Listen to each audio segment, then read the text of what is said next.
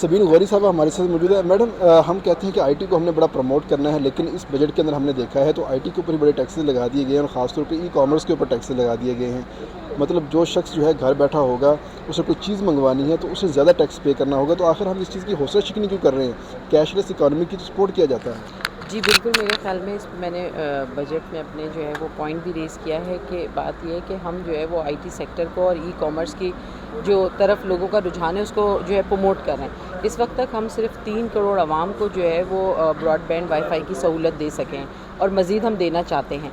मगर साथ ही साथ जब आप ई कॉमर्स पे और आईसीटी की इस तरह की जो डेवलपमेंट है उस पर अगर आप टैक्स के उसको दायरे कार में ले आएंगे इतना जल्दी, क्योंकि देखिए अभी आईटी इंडस्ट्री जो है वो चलना शुरू हुई है, अभी उसको डेवलप होने में बहुत टाइम लगेगा और अभी उसमें स्टेबिलिटी भी नहीं है। ये बहुत अच्छी बात है कि पिछले साल में और स्पेशली पिछले 10 महीनों में इसमें बहुत ज़्यादा जो है हमारे जो है वो इजाफा हुआ है ज़र मुबादला में, मगर उसके बावजूद हमें बहुत ज़्यादा ज़रूरत है कि अभी इसको स्टेबल करना है, लोगों का इत्मीनान बहाल करना है। जब तक हम ये नहीं करते मेरे ख्याल में इस पर टैक्स नहीं लगाना चाहिए। अच्छा, इस टैक्स को लगाना नहीं चाहिए या बिल्कुल ख़त्म कर देना चाहिए?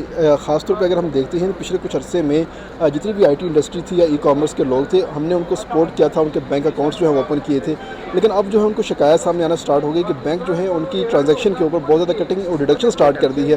तो इसके ऊपर भी कोई लायबल तरतीब दिया हुआ है, नहीं दिया हुआ? देखिए, एक तरफ तो हम जो है वो बिटकॉइन और उसको जो है वो डेवलप करने की और या उसकी माइनिंग की बात कर रहे हैं। वजह यह है कि जब हम कभी इस तरह की कोई वर्चुअल इकॉनमी की बात करते हैं तो लोग अपना पैसा बाहर पार्क करने लगते हैं, जिससे हमारी रेमिटेंस का नुकसान हो रहा है। दूसरी तरफ हम इस तरह के इक़दाम करके अपनी उसी बात की नफ़ी कर रहे हैं। होना तो ये चाहिए कि अभी आईटी इंडस्ट्री के लिए जो बैंक अकाउंट्स खुलाए थे, लोगों को मराहत दी थी, उसके लिए अभी इसको कुछ अरसे तक टैक्स फ्री होना चाहिए।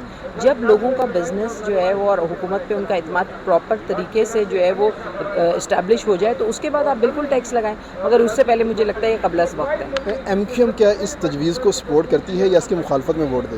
देखिए, एमक्यूएम जो है वो अपनी और इसके साथ साथ बहुत सी एडीपीज़ और दूसरी जो सर्विसमैन्स की जो आमदनी में इजाफा हुआ है या जो मिनिमम वेज है उसके ऊपर एमक्यूएम ऑलरेडी निगोसिएशंस कर चुकी थी, मगर जो चीज़ें उसमें नहीं आई हैं हम अपनी सिफारिशात गवर्नमेंट को दे रहे हैं। दोबारा भी हमारा जो आला सतह का एक वक्त है वो मिलेगा जो है वो मिनिस्टर साहब से, मिनिस्टर फाइनेंस से।